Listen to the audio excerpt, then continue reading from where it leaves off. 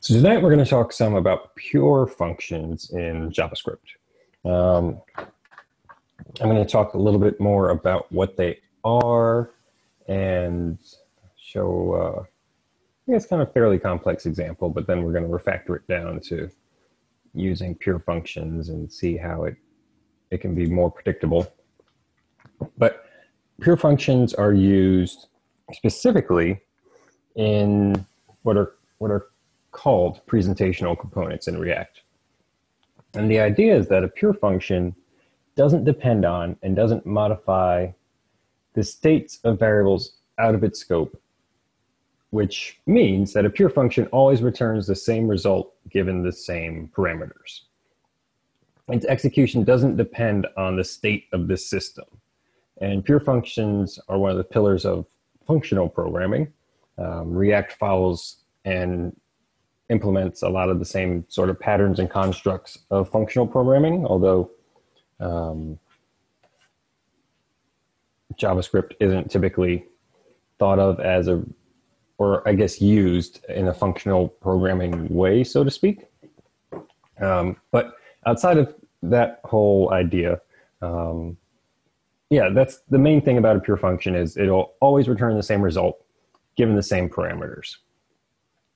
So as an example, we could look at, make sure this is where.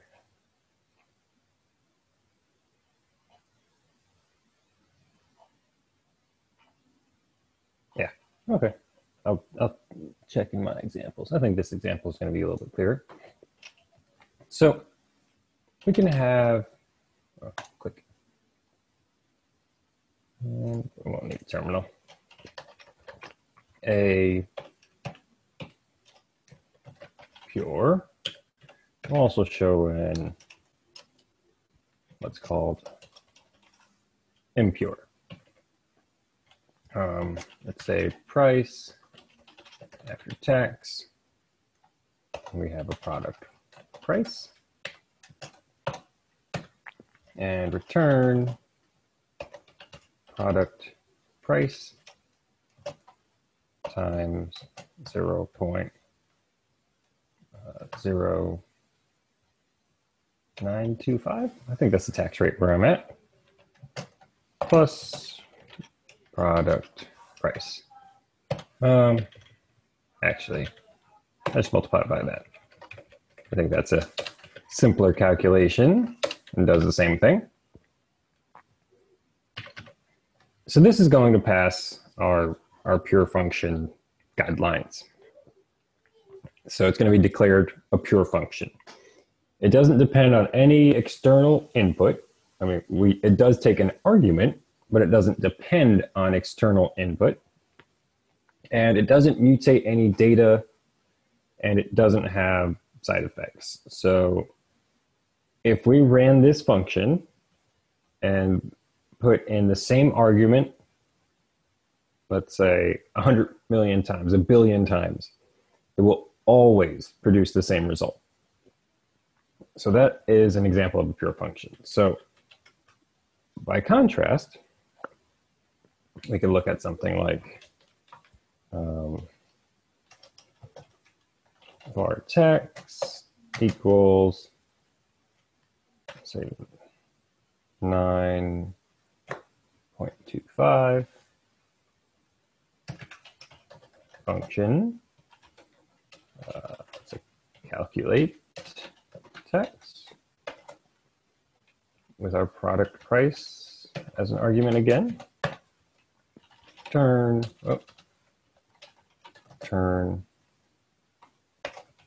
product price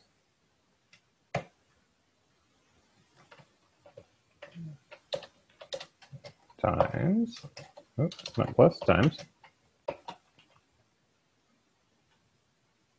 1 plus text divided by 100. That should be fine with our order of operations. I guess we can just do that to make it a little bit cleaner and clearer. I guess clearer, not cleaner.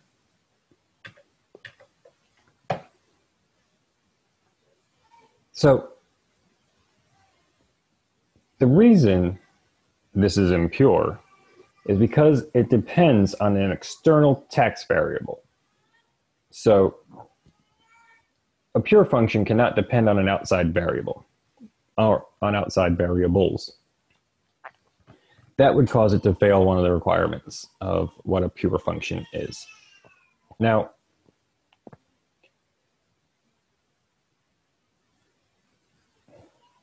let's see.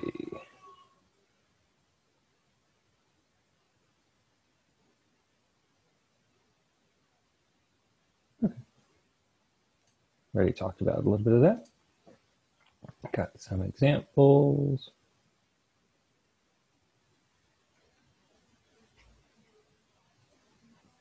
Okay, we can look at a larger example now. I think we've gotten the base. Is that making sense?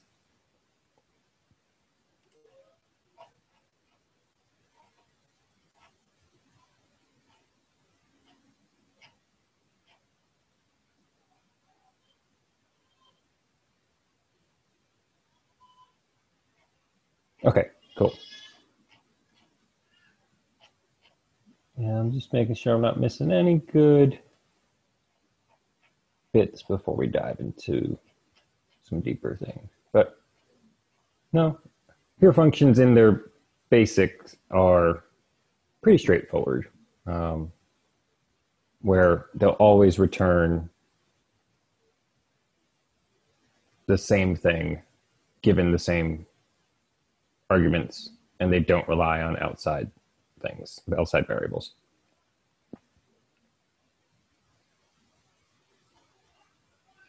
Okay, I'll talk real briefly about why pure functions are important, and some other benefits of them.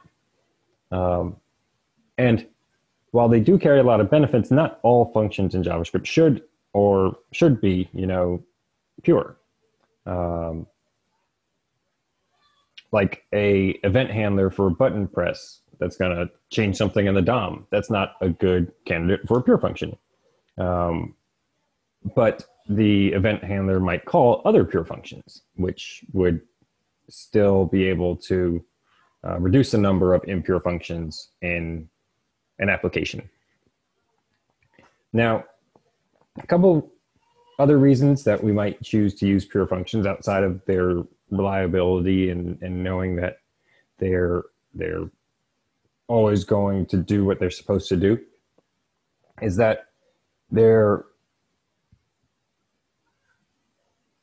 immediately testable because they'll always produce the same result if you pass in the same arguments. So this makes maintaining and refactoring code much easier because you can change a pure function and not have to worry about any unintended side effects that'll mess up the entire application and have to debug all over the place to find something, because it's so consistent.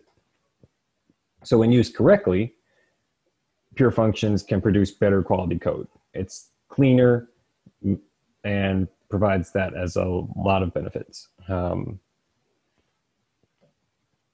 And now we can look at this bigger example that I have. So try not to get hung up on all the code here, but how we're going to change it around and how we kind of refactor it down and what happens to our code as we do this process.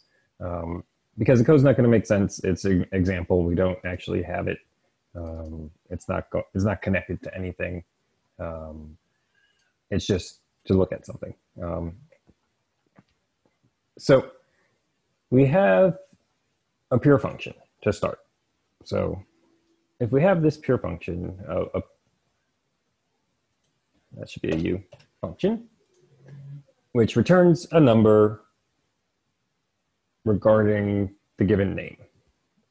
And it's pure, we know it's concrete, it's going to do its thing the same way. If it's given the same argument, it's always going to return the same thing. Now, we have some code that could exist somewhere, and for a popover. And has some add quantity text function, format quantity text function, set quantity text color.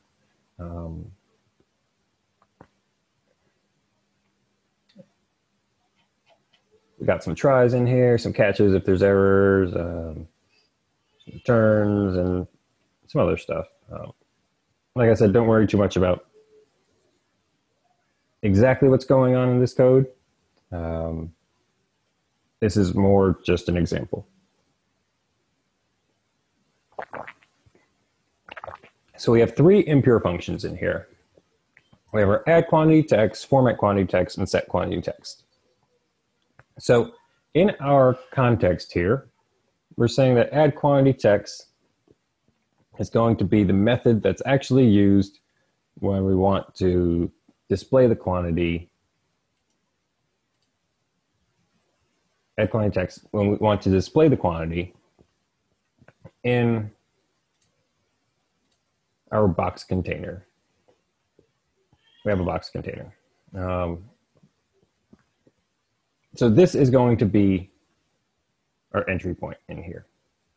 And we're saying, we're throwing the quantity into this function, and that's how we get into our box container.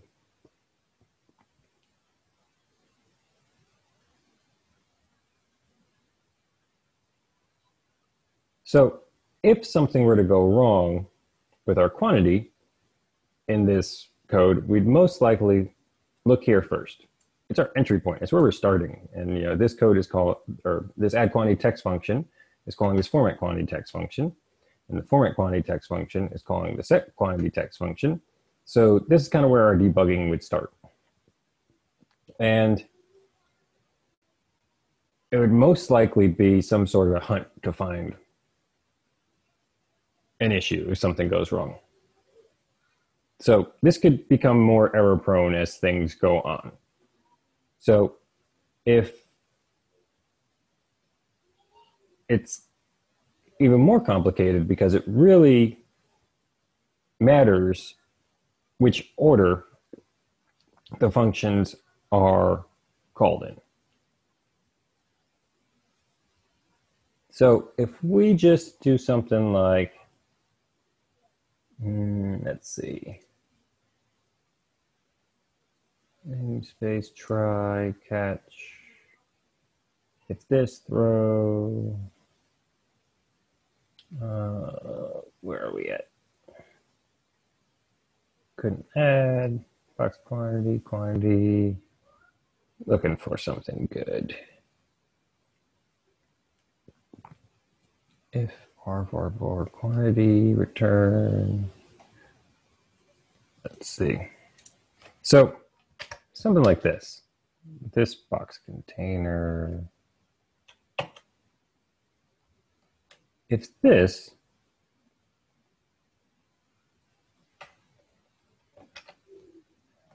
were, where else could this move to? This. Or here, this is better. If this code was just simply here, everything would break. And don't worry about why everything would break. Just know that it would break. And that would be really hard to figure out. It's a hard thing to detect and get out. So the set quantity text color is responsible for the color of quantity. And to navigate through the methods to catch the one which is the last, which modifies the object, then connect everything back together in the whole flow to understand what's going wrong is like, it's not easy. And it doesn't have to be this hard.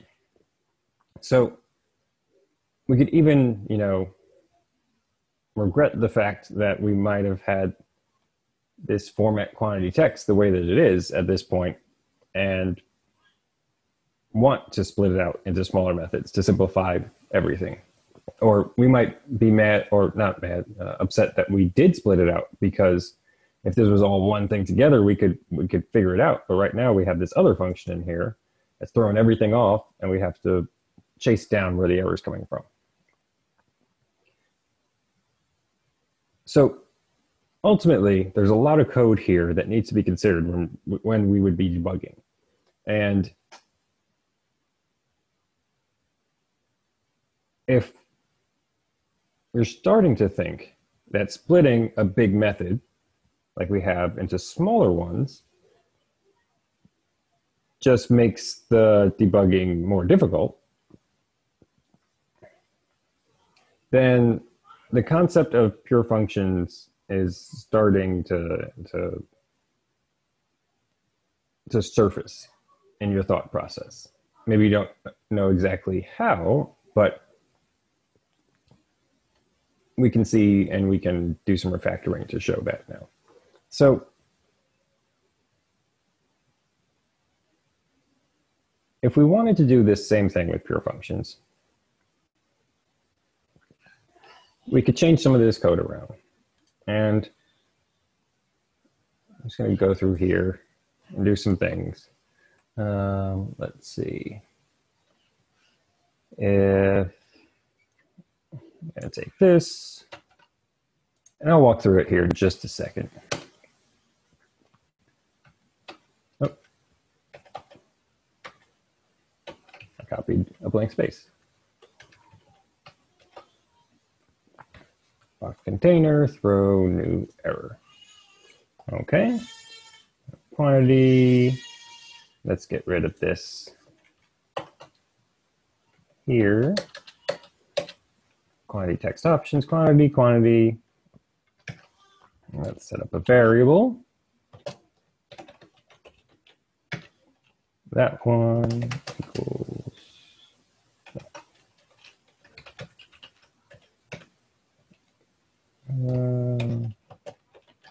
quantity text options. And we're going to keep factoring this down until we see it's a little bit more or less complex. Or I guess maybe that's not less complex, but easier to work with.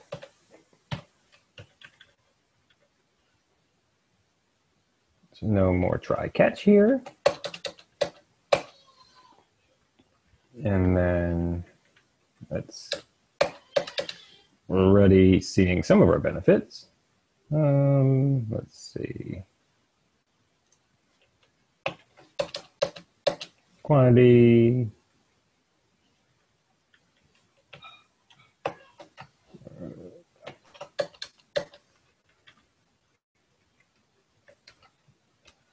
And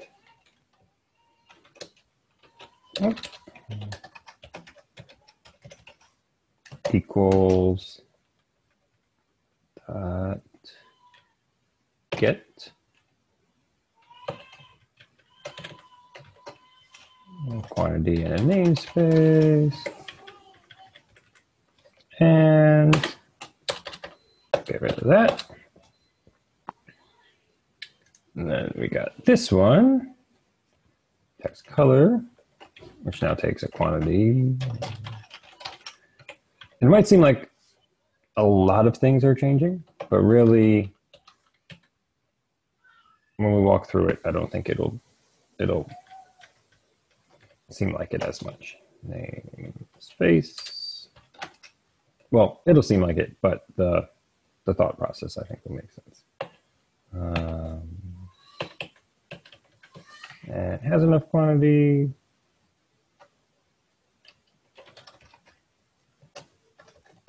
And then right there. Oh.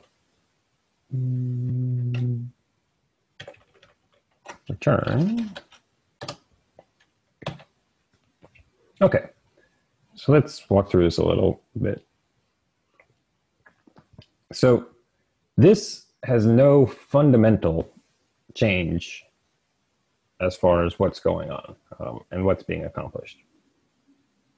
What we see now, first of all, we have less code.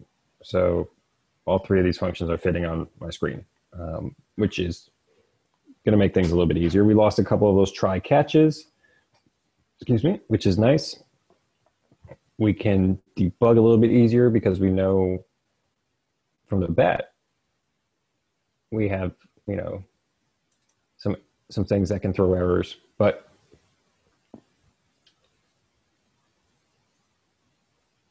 everything that is going to go on with the system state at this point is being grouped together.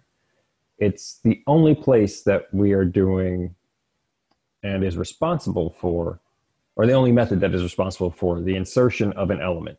So we're bringing it narrower now. And this is going to make it simpler to debug and limit the side effects that this method has. So now we have this method here, this format quantity text, and it doesn't have side effects. It just calls other pure functions. It creates and returns the canvas object desired. So it's just going to create and return and call another pure function. And this method now also doesn't have any side effects. It returns the correct color depending on the quantity. And given the same quantity and namespace, it'll be returning the same thing. So we're moving towards what we're looking for. So we have, let's see. Oh, this should be get, not set, just for verbosity. So we have get quantity text color instead of set quantity text color. We have the method is going to return a color regarding the quantity we give to it instead of modifying the object directly like we did before. The methods don't consider variables outside of their scope anymore. The methods only call pure methods. We've isolated the creation and modification of this quantity object in format quantity text. Yep, wrong button. That's what I was looking for. What else have we done? We isolated modifications of the system state and add quantity text. So we're really compartmentalizing what's going on here into these functions. So in doing all this, we removed methods with side effects and we simplified the code maintenance. If there was an issue with our quantity to occur, so this quantity or this quantity,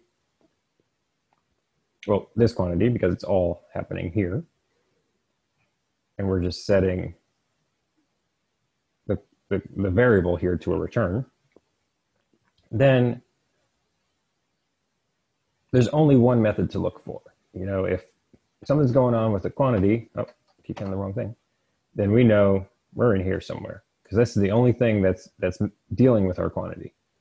Whereas before, we didn't know exactly where the quantity, this quantity might have had issues. So here we're using public methods, public functions, but it's also perfectly acceptable and relevant that we could make them private. And since they don't have much to do with our API, then the API that we're dealing with in this example, and their role is simply to simplify what's going on. They're just dealing with, you know, putting things in colors and quantities and such, not actually being part of connecting. So as they're pure, we can extract them extremely easily because they're not reliant on any specific context. Only the parameters given to them, which is something else that makes them very easy to work with. So we could pull them out very simply, such as, let's say, let's pull this out. And let's do function. Or maybe we'll do, okay. Let's pull these ones out. Make sure that this makes sense. All right. And let's get rid of these. And format quantity text. Let's make the function name that.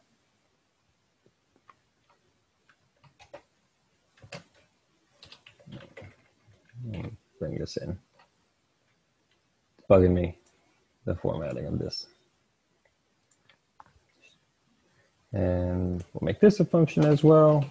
We see we're not changing anything here. We're just creating these functions outside of this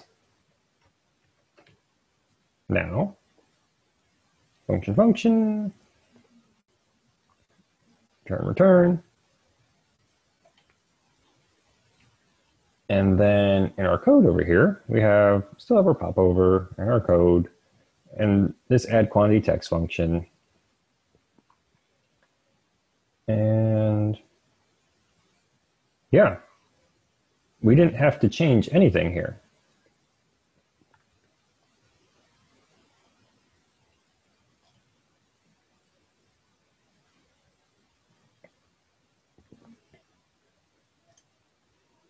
And that's because these are pure. So we can move them around, we can call them, they're not dependent on anything. So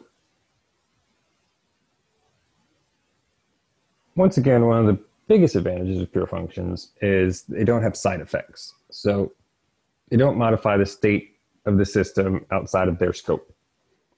They just simplify and clarify the code. So when we're calling pure functions, we just need to focus on the return value, and we know that we didn't break anything elsewhere. And that's where pure functions are very useful as presentational components, things that are being rendered. We know, okay, this is always going to look this way. It's very dependable, it's solid, and we know that it's going to look the way it's supposed to based on that. In addition, pure function is also going to be robust. So, robust. Its order of execution doesn't have any impact on the system. So, operations with pure functions could be parallelized in how they're executed. Also, as I said before, it's very easy to test these. We could say, you know, if, or a test could be like, you know, it returns something, but the input is so simple to call this. We could say, you know, in some sort of test, format quantity text with an option. I don't know. Option. And that has a return. So we could set that to, you know, value, say const value equals. And then because it's so pure, we would know that it's supposed to return. We would know what we're expecting it to return. So we could say, you know, like, if we had some sort of assertion library, assert value that is equal to, then we could have our known value that it's supposed to be. Return quantity. So let's say 18. But that is not going to be string. So it's very easy to test in that, I mean, that would be all that's needed for a test of this function.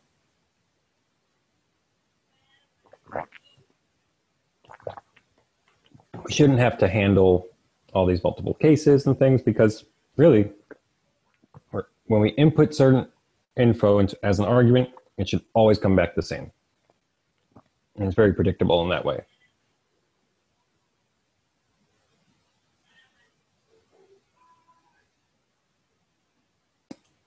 And yeah, any questions so far as we've been through this?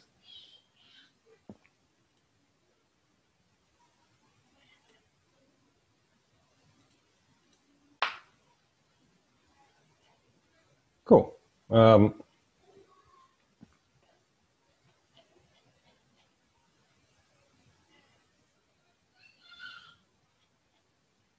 Let's see.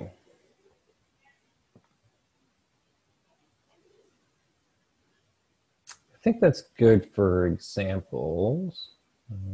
And did some refactoring and shown how pure functions can be more useful.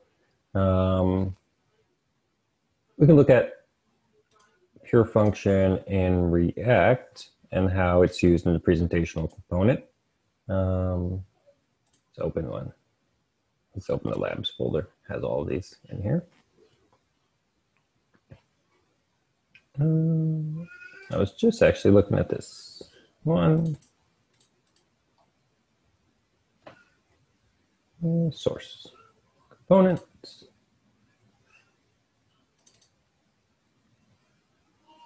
Nope. Nope. Nope. These are all classes. I thought one of these was going to be pure. Okay, I'll grab one real quick. Let's go back to the JS pure functions. Oh, let me make a fresh file. Got through that a little bit quicker than I thought I would. So let's say, all right. And I'll grab a React piece.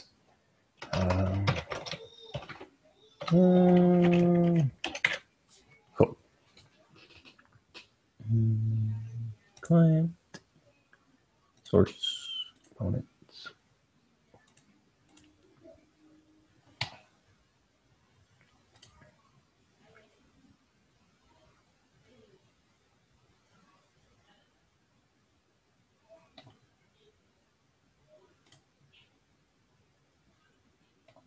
Here we go. Hold on. Oh, my text is really big on my browser. This is actually from a project. And probably doesn't need this console log in here anymore, but that's fine.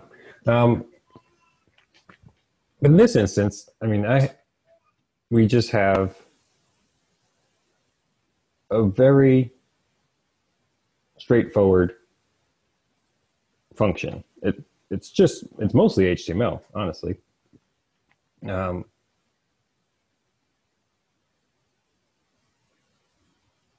our return for what we're going to show. But we have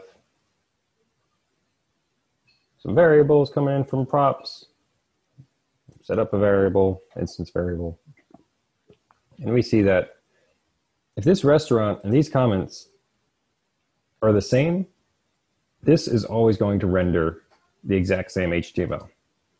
It's not dependent on anything but the arguments coming into it. There's no other dependency on state. There's no dependency on every piece of this is just, we see restaurant. If we look at all the variables, we have restaurant, restaurant, restaurant, restaurant, restaurant, restaurant, restaurant, restaurant. The console log doesn't need to be there. This show is just calling another variable inside this if else.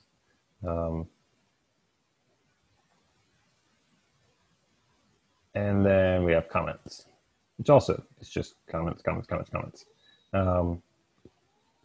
So this is what and how they're used in React to create pieces of, or components, create components that are very dependable and reliable, and we know what they're going to do and what they're going to show based on the arguments that we give them.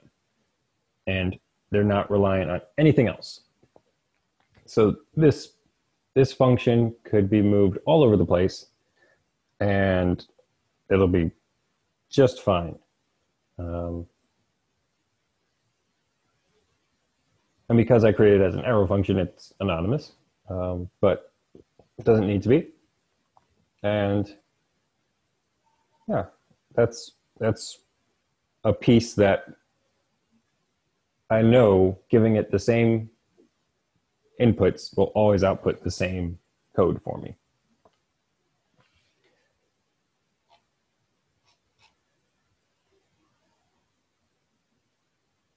So yeah, that's pretty much all that I had this evening for this lecture.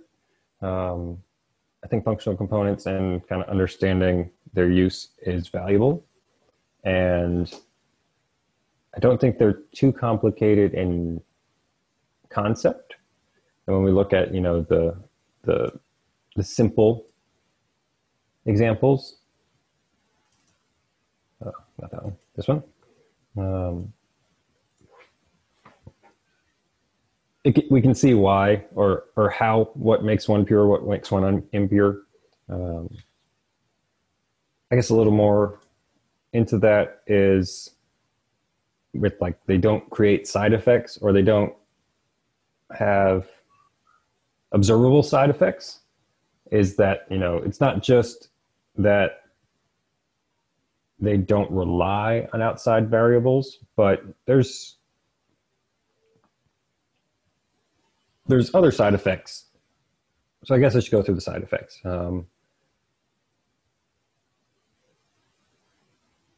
So side effects, some examples other than just relying on outside variables, is making an HTTP request, mutating data, DOM query manipulation using math.random, getting the current time, printing to a screen or console, and those are considered observable side effects. And they're any interaction with the outside world from within the function. So we're talking about from within the function.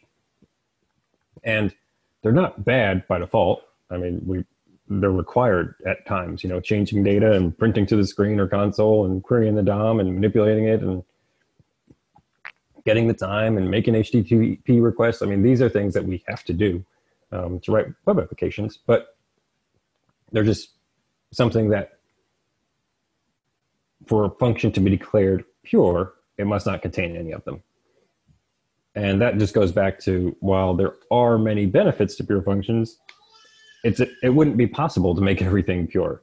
And it would be kind of an exercise in futility to do that. So really knowing when and where to use them is something that is learned over time and beneficial.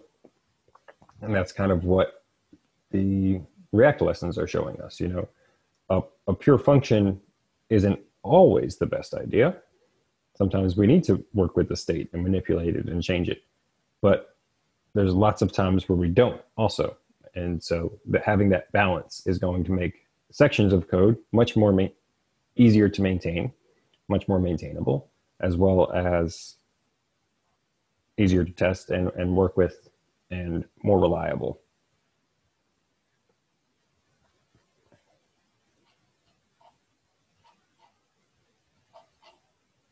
Yeah, I think that's I know that is the end of the notes that I have.